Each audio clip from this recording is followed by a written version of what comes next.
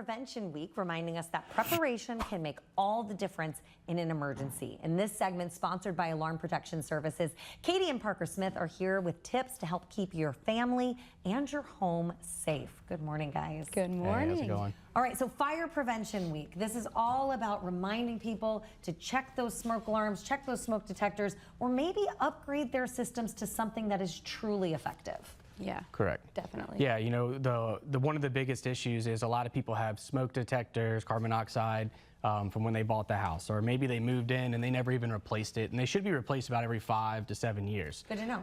So if you haven't replaced it recently, you probably should. And then the big thing we want to focus on is, are your smoke detectors monitored? Right? A lot of people have them in their house. They see them. If they're not monitored, they do what we call beep till they burn, which means if you're not home, they will beep until they burn off the ceiling. If they're monitored, though, we will be sending someone out to you in an emergency, probably before you even know that there's a fire. As soon as it starts beeping, and you don't have to arm it, it's always armed. And, you know, as a mom of 5 kids, it's something that keeps you up at night. Y'all know I've got children. It keeps you up at night worrying, like, even if you do get the alert, by the time the fire department gets there, because if you don't have this monitored system, you have to make that call while you're trying to get your family out and everyone's safe. If it's monitored, then y'all will be in charge of sending them out too. Yes, Correct. help is already on the way, and they'll be there to help you. That way you can just worry about your family and getting them out the house to safety. That's just the most important thing, really. We talked about batteries a little bit, making sure that those things are regularly being changed and that the alarms themselves are regularly being changed. What about lithium-ion batteries? I know there's something I wanted to talk about with that. Yes, so this week is actually, it's National Fire Prevention Week.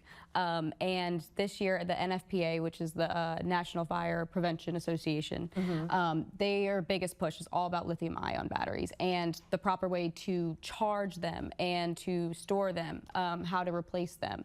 So basically, you have to use the manufacturer charging cable that comes with your device, which I did not know. Also, do not put it on any soft surface. Even like when you're charging your phone, don't put it on a rug. Put it on a hard surface. Oh, our phones have...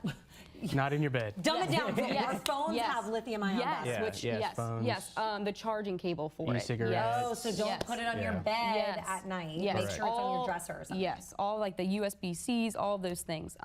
Basically, hard surface. That is the biggest thing that they want everyone to know about. And when you buy a charger for them, it'll say on there like UL approved. You know, that's one of the listings that shows it's it's been approved by an actual board. It's not just... Absolutely. So just some little tips about ways that you can be a little more safe around your home, teach the kids and things, those safety tips. Any other safety tips that we should know coming out of this special week? Yeah, I mean, my biggest thing this week, I was like, all right, boys, I have a 4 and a 2-year-old little boy. And I was like, all right, we're going to practice stop, drop, and roll. We're going to practice like army crawling on the ground. If there's smoke, it rises. So let's get as low to the ground as we can. Let's practice like our fire escape plan.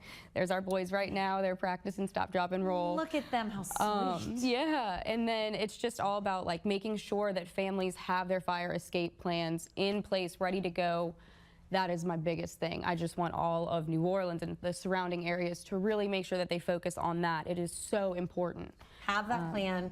Talk to your kids about it. If you need resources to learn more, where can folks go to learn more information about making sure everything in their home is safe? Yeah, so we have it at securitybyaps.com/fire. And there is so many resources. We have a checklist you can download, and then we have a lot of other resources as well from the NFPA. And then is there a link at that website that we have on the screen? Is there a link that folks can find out more about this monitored system that can help alert the fire department as soon as your smoke alarm's going off? Yes, of course. That is on there as well.